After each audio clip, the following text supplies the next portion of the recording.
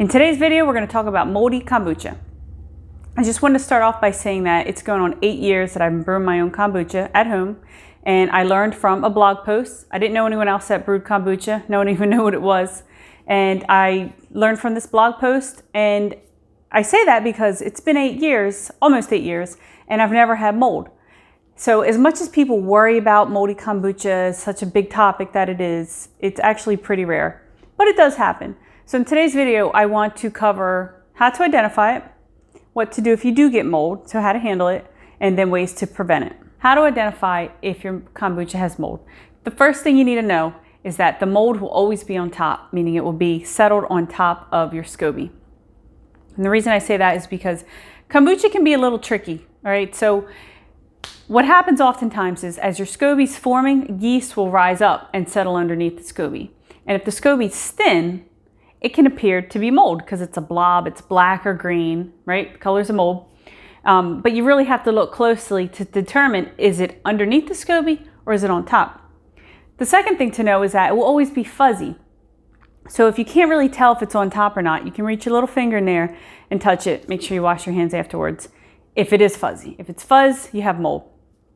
If it's not, if it's what a SCOBY normally feels like, if it's kind of smooth, then that means it's just yeast underneath your SCOBY and you're good. The third thing to know, it can be any color. So even the colors that you get mold on your bread. So like green, blue, greenish blue, black, red, white. Blue, green, and white are usually the most typical ones that I've seen. And the fourth thing is that, and this is what I've heard and read from lots of people that have experienced mold, is that it stinks. The kombucha is so stinky that it stank. It's not something that you want to drink. Now, I will say I have heard of people that got mold and they just removed the SCOBY, chucked it, and used the tea to make another batch. That's up to you. I highly recommend that you do not do that because I don't think health is something to play around with, but ultimately it's your decision. So that's how to identify if your kombucha has mold. And I just wanted to tell you something that's kind of ironic. So my kombucha back here needs to be bottled yesterday. So this big one here, I looked in it just a little while ago, I was preparing for the video, and I said, holy crap, is that mold? How funny is that? Not really funny, more ironic, that I would have mold on a day I'm shooting a video about getting mold. I'm going to show you what it looks like right here. It's not mold. I did reach my finger in there to check it out. But doesn't that look like it could be mold? White? It's hard to tell a little bit if it's fuzzy or not. So I'm telling you, kombucha has a sense of humor. Some people might not think it's funny. You know, you just got to make the best of life. So there you go. There's a perfect example of how tricky it can be to determine is what the SCOBY, is it a healthy SCOBY or is it mold? If you do think you have mold, I would suggest looking up pictures on Google. That way you can get a good idea. Another thing to keep in mind from what I've seen is it will be spots of mold. So it won't just be one spot that expands out. You have a spot over here, different spots along the SCOBY. So now that we've covered how to identify if your kombucha has mold, let's talk about what to do if you do get mold. Sorry to break your heart if you do get mold, but you got to just discard all of it. It's not something you want to play around with your health. Toss it, sterilize all your equipment, anything that's touched that moldy kombucha. You can sterilize it in the dishwasher, or if you want to boil your bottles, your utensils, whatever, and then just start fresh. I do recommend that, especially if you're new, to have a SCOBY hotel. I have one right here.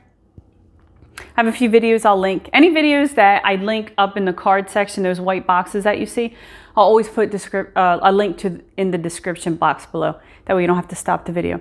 But this is a SCOBY hotel, and basically it's just finished kombucha that sits. And it gets really strong, which is what we want. And so even if you just put finished kombucha and you don't put actual SCOBY, the pellicle here, a SCOBY will form. And that way you always have backup. And you probably don't want to leave it sitting next to your kombucha because if one did get mold, it could contaminate the other jars.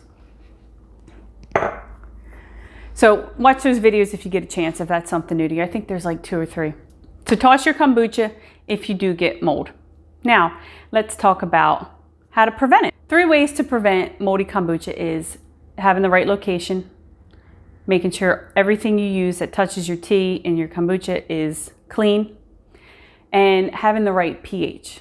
So as far as location goes, you want to have it in a well-ventilated area. Here in my house, I have a lot of counter space. So I have this little kombucha corner. I try not to put any food, especially breads and fruit, around it because they tend to mold fast. I do have bread up in my cabinet though, but just, not sitting right next to my booch. But maybe, you don't have that much space, so you have to work with what you have, which is fine. So if you can't leave it out on your counter, or maybe you have one of those like kitchen shelves, you can put it in a cabinet. Just make sure it's not in a damp area. So you don't want to put it under the sink or right next to the dishwasher where there's going to be a lot of moisture, because that's just not going to create a good environment for your kombucha. I have heard of people putting it in closets. The same rules apply. You don't want to do that if it's like in a damp area of the house, if it's right next to the laundry room or right next to the shower. I don't recommend putting it in the bathroom, and I don't recommend putting it in the laundry room because those areas just have too much moisture. It's just not going to be a good area for not a good location for your booch. The second thing, utensils. Make sure all your utensils are clean. If you use a wooden spoon, it's recommended that your spoon is only used for other ferments. So it's not something that you're normally going to cook with. You're not going to grab it and cook up your spaghetti sauce, just for ferments. I just use plastic because the plastic's not touching the kombucha and the tea long. I'm not worried about it. It's made for cooking. When I first started making kombucha, I would not just wash everything, make sure it's washed really good. I would also rinse it in vinegar water to further clean it. But after about a year of doing that, I realized that it really wasn't necessary. But some people do, so that, decision's up to you. Then let's talk about getting the right pH. So I do have a video that I did a year ago on starter tea. And I was just warning you, it's a little awkward. It was a whole year ago. I think I've gotten a lot better on camera.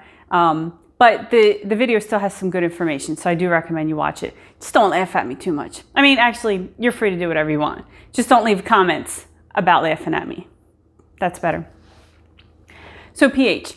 Your starter tea, so when you start, you make your brew, kombucha. You have your sweetened tea, and then you add your starter tea and your SCOBY. So the reason we use starter tea is for 2 reasons. One, it kickstarts the fermentation process. It has the bacteria and yeast in it. It's going to get in there and start eating up the sugar and converting it. And then the second reason is to bring down the pH of your tea. So pH of tea is usually around 6.5. And starter tea I recommend to be anywhere below 3. So a pH of 3 or lower. Mine's usually around 2.5, 2.6. And in the video I had discussed, I tested everything with one of these pH meters.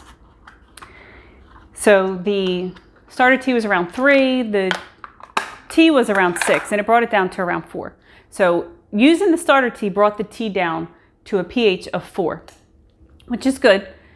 And then you have to also keep in mind that as your kombucha brews, it ferments day by day, the pH will go down even more. So it's getting that environment right in the beginning, using the right pH. I just want to talk about this real quick. This is a pH meter you can buy. I think pool stores have them, Target, I don't know if Walmart does. Amazon, because they have everything. You don't need these. I've had this for a few years and I think I've used it 3 times. Last time I used it was in that video, so I don't use it a lot. But if you're someone that has a tendency to get mold in your kombucha, it might be something worth investing in. And you just dip it into your tea. So I would dip it into my starter tea, check what the pH is, dip it into my tea after I add the starter tea to make sure the conditions are right. I know I'm going on and on about this, but it really is a vital step in making your kombucha and making sure that you don't get mold. So a neutral pH is 7, and that's what water's at. The lower the pH, the less likely mold's able to grow, and then a certain pH, I think 3 or below, mold can't grow. It just can't grow. Also keep in mind, as your SCOBY forms on the top, that acts as a protectant plug to keep your booch safe. Love kombucha, right? So fascinating. Then I also want to talk about using the right amount of starter tea. Everyone uses different amounts of starter tea. I myself, what I do is for a half-gallon jar, if I'm using a SCOBY, I only use a half cup of starter tea. If I'm not using a SCOBY, I use 1 cup of starter tea because the SCOBYs actually hold a lot of liquid. If you've ever taken a SCOBY out and put it on a plate, you'll notice after a few minutes, there's like a ton of starter tea right there. So that'll help bring the pH down as well. If I'm using a gallon, which is what this is right here, then I would use a cup of starter tea with a SCOBY and actually without a SCOBY. And again, I've never had any problems with mold. I do know people that use more, so they might use 1.5 cups or 2 cups in a gallon. I just don't feel it's necessary for me. If you're not sure if you have mold on your kombucha and you'd like to send me a picture, you're more than welcome to do that.